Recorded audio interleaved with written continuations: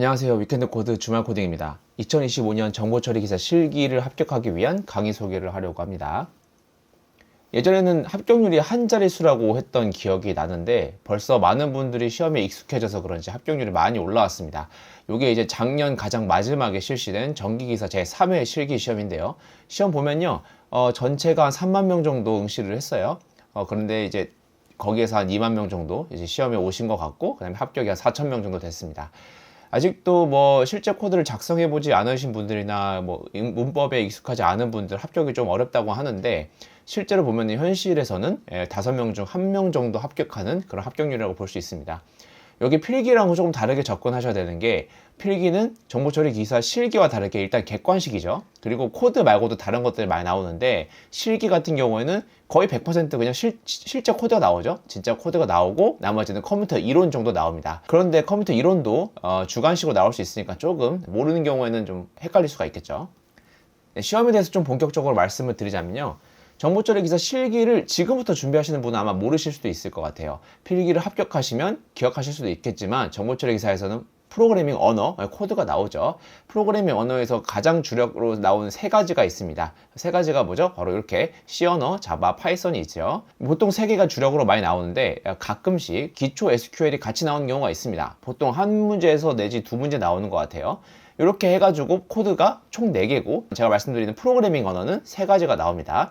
C 언어는 포인터나 구조체 같은 게 나올 때 좀 어려울 수 있고요. 자바는 제가 항상 말씀드리는 업캐스팅 문제 나올 때도 있고, 최근에 제네릭 문제 나왔는데 난이도가 조금씩 올라가고 있는 것 같지만, 그래도 그런 거 한두 문제를 제외하고는 계속 평범하게 나오던 문제가 나오고 있습니다. 그래서 크게 어렵지는 않다고 생각하고 있고요. 나머지는 파이썬 메서드라든지 내장 함수 이런 것들 나오고 있습니다. 그리고 컴퓨터과 관련 이론도 있죠. 이런 것들이 나와요. 여러 가지 나오는데 이건 조금 운에 따라서 다를 수 있습니다. 왜냐하면 컴퓨터과 이론 같은 경우는 시험 칠 때마다 나오는 게 조금씩 달라요. 그렇기 때문에 내가 그날 시험에 운도 필요하긴 하다. 하지만 뭐 전체적으로 봤을 때는 몇 가지만 외우고 가면 합격할 수 있지 않나라는 생각이 듭니다.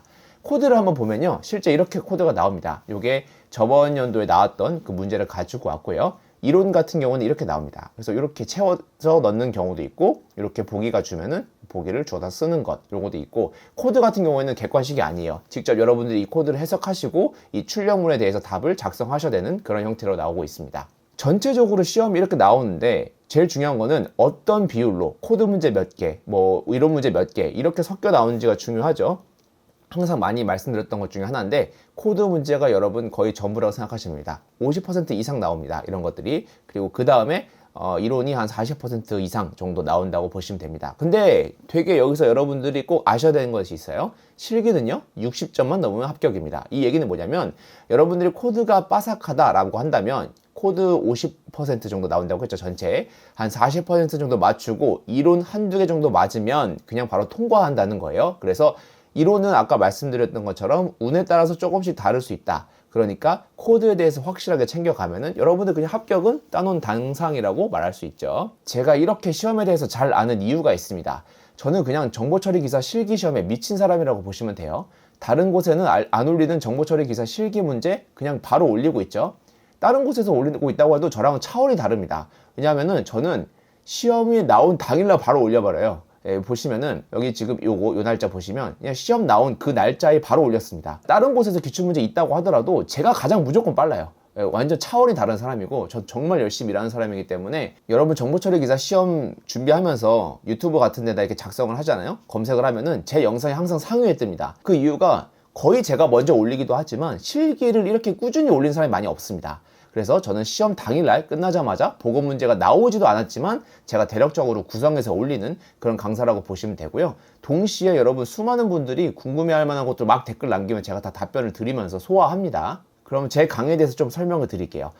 제가 작년에 이제 강의를 처음 만들었는데 평가를 좀 가져와 봤습니다. 별 다 5개짜리인데 뭐 제가 좋은 것만 가지고 와서 뭐 수강평 조작한 게 아니라, 지금 수강평 딱 가서 최신 순으로 딱 정렬해서 위에서부터 쭉 가져온 겁니다.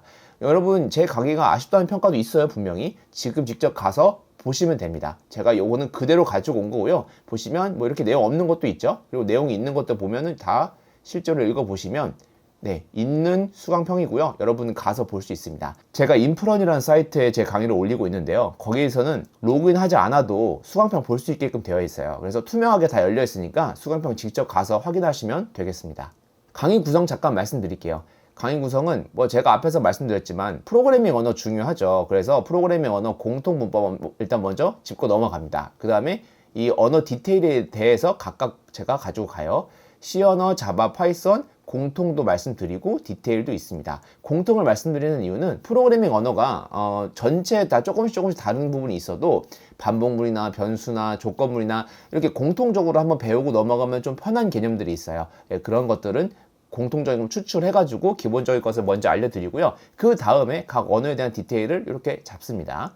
문제 또 뭐가 있죠? 당연히 이론도 있어야겠죠. 여러분 이론 공부 안 하면 또 떨어져요. 이론도 준비하셔야 되죠. 이론도 영상도 있고요. 제가 PDF를 준비한 것도 있습니다. 그래서 PDF 파일 공부하시면은 웬만하면 다 떨어지지 않으실 거예요.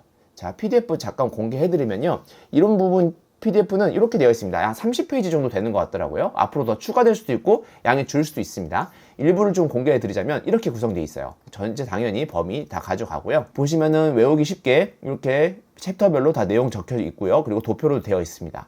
여러분 시험 들어가기 전에 이거 다 볼 수 없어요. 한번 쭉 보시고 키워드 위주로 가져가시는 거예요. 그런데 시험 들어가기 전에 이거는 꼭 알아야 된다라고 제가 강조하는 것도 있습니다. 그런 거는 제가 이렇게 따로 페이지를 만들어 놨어요. 강의 구매하시고 들어가서 PDF 다운로드 받으시면 이렇게 별도로 있는 거 확인할 수 있습니다. 양이 좀 많은 것 같은데 나중에 보시면은 실제 시험에 나오는 것들은 요 키워드만 알면 합격할 수 있는 경우가 굉장히 많습니다. 그래서 요게 아무리 많아도 결국은 이 범위 안에서 나온다는 거 여러분 확인하시면 될 것 같고요. 여태까지 나온 것도 PDF 안에서 웬만하면 다 시험 출제됐습니다. 그리고 하나 또 제가 말씀드리고 싶은 것 중에 하나는 강좌를 구매하실 때 고려하셔야 되는 게 있어요. 바로 피드백입니다. 수강생 분들마다 이해도의 차이가 있어요. 그렇기 때문에 수강하시면서 질문이 필요할 때가 분명히 생깁니다. 저는 정말 빠른 답변을 하는 강사라고 자부합니다. 왜냐하면 여러분들이 질문을 올리면 거의 즉시 카카오톡이 옵니다. 제 카카오톡 오면은 짧은 질문 같은 경우는 그냥 핸드폰으로 바로 답변 드려요. 아무리 늦어도 제가 24시간 이상 넘지 않거든요. 시험이 좀 오래 남았을 때는 제가 그래도 하루 정도나 걸릴 수 있는데 시험 일자 한 달 전부터는 제가 거의 컴퓨터 앞에서 실시간으로 답변을 해드립니다. 그러니까 여러분 질문이나 답변에 대해서는 절대 그런 거 뭐 질문에 대한 답변이 안 달린다거나 뭐 모르는 거 질문 못 한다거나 그런 강의는 절대 아니니까요. 여러분들 보시면서 모르시는 거 있으면 그냥 무조건 질문해 주세요. 네, 강의는 인프런 사이트에서 확인해 보실 수 있습니다. 주소는 여기인데요. 여러분 요거 클릭하셔야 되니까 아래 고정 댓글에 제가 남겨놨습니다. 주의사항이 있어요. 강의 제목이 일주일 안에 합격하는 정보처리 기사 실기입니다. 이 일주일이라는 거에 대해서 좀 말씀 많으신데 정보처리 기사 실기 일주일 만에 합격하는 거 당연히 가능합니다. 왜냐하면 네이버에서 검색하잖아요. 며칠만 공부해서 합격했다는 사람 수두룩해요. 그런데 비전공자라거나 코드를 처음 접해본 분들은 어떨까요? 그런 분들은 훨씬 이전부터 준비하셔야 돼요. 당연하죠. 왜냐하면 코드를 아예 처음 배우는데 일주일 동안 이걸 완벽하게 마스터한다? 정말 쉽지 않습니다. 그래서 여러분들 제 강의가 분명히 시험 준비에는 도움이 돼요. 확실합니다. 그건 제가 자부할 수 있어요. 그런데 여러분들의 공부까지 제가 대신 해드리는 건 아닙니다. 그러니까 꼭 열심히 따라오시고 질문 주셔야 된다는 거 다시 한번 말씀드리겠습니다. 네, 다시 말씀드리자면 저 정말 빠르게 답변하거든요. 네, 여러분 모르시는 것에 대해서 질문 바로 올려주시면은 여러분 강의 구매하셨는데 당연히 질문할 수 있는 권리가 있는 거고 저는 답변해야 될 의무가 있는 거죠. 이건 당연한 거예요. 그리고 제 장점 중에 하나가 수강 기간에 제한 없습니다. 여러분 혹시라도 한 번 더 떨어지셨다고 하더라도 다시 수강하실 수 있고요. 그리고 수강하는 동안 질문 올리셔도 제가 당연히 다 답변 드립니다. 실기시험 여러 번 보시는 것보다 적절한 가격이라고 생각이 되면 그냥 강의 구매하시고 한 번에 합격하시는 게 더 좋은 길이 아닐까라고 생각합니다. 그래서 빨리 시작해서 합격률 올리시는 선택하시면 좋을 것 같고요. 오늘도 행복한 하루 보내시고요. 지금까지 영상 봐주셔서 감사합니다. 고정 댓글 확인해주세요. 감사합니다.